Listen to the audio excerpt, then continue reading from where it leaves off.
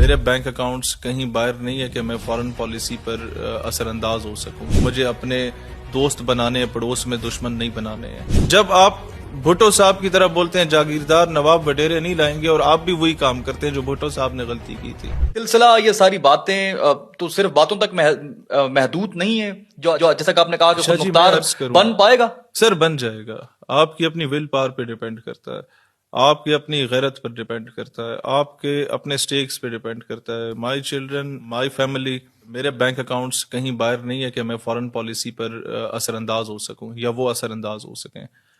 मेरी जायदादें वहां पे नहीं है कि वो असरअंदाज हो सकें। मैं अमेरिका की आंख में आंख डाल के कह सकता हूं कि कौम की बेटी वापस चाहिए अगर मैं वजीर आजम हूं। मैं अमेरिका को ये कह सकता हूं कि आप मेरे इंटरनल मैटर्स में इंटरफेयर ना करें। अगर मुझे ईरान से तजारत करनी है तो, मुझे अफगानिस्तान से तजारत करनी है तो, मुझे अपने दोस्त बनाने, पड़ोस में दुश्मन नहीं बनाने हैं।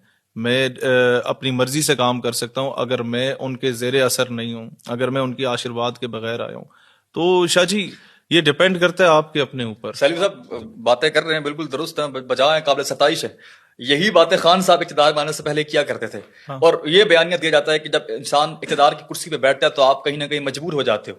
शाह जी मैं आपको अर्ज करूं, मुशर्रफ साहब की काबीना में जो 21 वज़रा थे, उनमें से 16 वज़रा वो थे जो खान साहब की काबीना में थे। तो क्या वो वज़रा डॉक्टर आफिया को अगर वापस ले आते हैं, एक एग्जांपल दे रहा हूं, तो वो तो खुद उनका चेहरा बेनकाब हो जाता जब उसने आके बता देना था मुझे किसने कितनी मर्तबा कितने कोड़ियों के भाव बेचा है। सर कुछ चीजें इस तरह होती हैं जो आपकी मजबूरी बन जाती हैं कि आप 20 साल उस पर पॉलिटिक्स करके जब अमेरिका जाते हैं और एक सहाफी खातून आपसे पूछती है कि आफिया को वापस लाएंगे या नहीं, और वो सवाल नजरअंदाज हो जाता है। जब आप अपने आइडियोलॉजी पर कॉम्प्रोमाइज कर देते हैं, जब आप भुट्टो साहब की तरह बोलते हैं जागीरदार नवाब वडेरे नहीं लाएंगे, और आप भी वही काम करते हैं जो भुट्टो साहब ने गलती की थी, तो सर 2 बार इस रियासत के साथ खिलवाड़ हो चुका है, हम तीसरी बार नहीं करना चाहते। हम लोगों ने स्टडी किया इन लोगों को।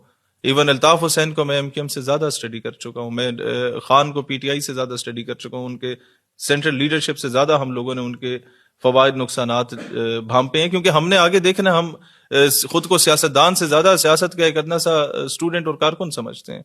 हम वो काम अपने वर्कर के साथ नहीं होने देना चाहते जो पीटीआई के वर्कर या मजहबी जमातों के वर्कर्स के साथ हुआ है। हम उन्हें बिल्कुल पॉइंट ऑफ नो रिटर्न पे नहीं लेके जाना चाहते।